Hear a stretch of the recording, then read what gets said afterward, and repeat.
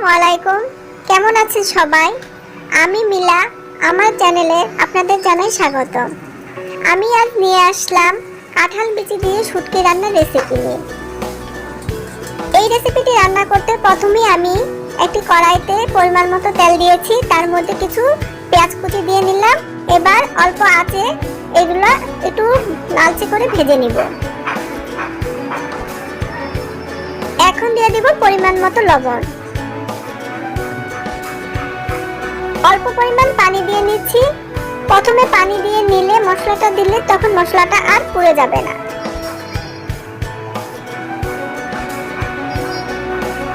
দিয়ে দিলাম 1 চা চামচ পরিমাণ হলুদ গুঁড়া, আর দিয়ে দিলাম 1 চা চামচ পরিমাণ মরিচ গুঁড়া। এবার ভালো করে মিশিয়ে নিব। এবার এই মশলাটা মিডিয়াম টু লো হিটে রেখে ভালো করে কষিয়ে নিতে হবে।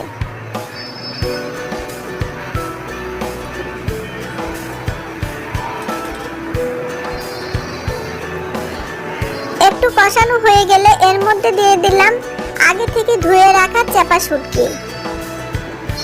চাপা শুটকিটা দিয়ে আবারও অল্প পরিমাণ পানি দিয়ে চাপা শুটকিটাকে ভালো করে কষিয়ে নিতে হবে।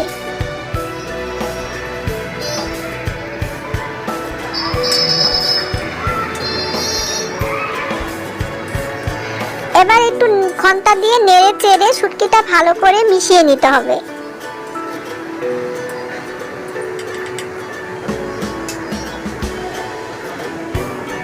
এই পর্যায়ে দিয়ে দিব কাঁঠালের বিচি। এখানে আমি কাঁঠালের বিচিগুলো একটু চিকন করে লম্বা লম্বা করে কেটে নিয়েছি, যাতে সিদ্ধ হতে সুবিধা হয়।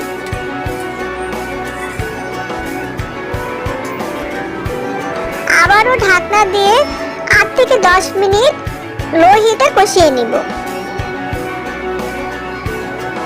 এই কাঁঠালের বিচিটা যত সময় নিয়ে কষাবেন ততই ভালো লাগবে খেতে।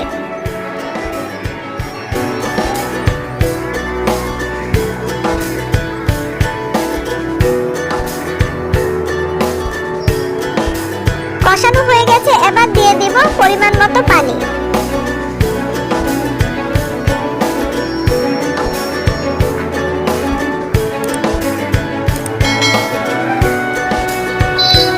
এবার ঢাকনা দিয়ে ঢেকে প্রথমে হাই হিটে ফুটিয়ে নিয়ে তারপরে যখন পানিটা কিছুটা শুকিয়ে যাবে তখন লো হিটে রেখে কাঁঠালের বিচিটা সিদ্ধ করে নিতে হবে। আর মাঝে মাঝে ঢাকনা তুলে একটু নেড়ে চেড়ে দিতে হবে যাতে লেগে না যায়। এবার দিয়ে দিলাম কাঁচামরিচ। কাঁচামরিচটা দিলে এই তরকারিতে সুন্দর একটা ফ্লেভার আসে। আমার তরকারিটা হয়ে গেছে, এবার চুলা থেকে নামিয়ে নিলাম। দেখুন কত সুন্দর একটা কালার হয়েছে, আর এটা গরম ভাতের সাথে খেতে কিন্তু আসলেই দারুণ লাগে। একবার বাসা ট্রাই করে দেখতে পারেন। আমার আজকের রেসিপিটি যদি ভালো লেগে থাকে তাহলে একটা লাইক, শেয়ার, কমেন্ট ও সাবস্ক্রাইব করে আমার চ্যানেলের পাশে থাকবেন।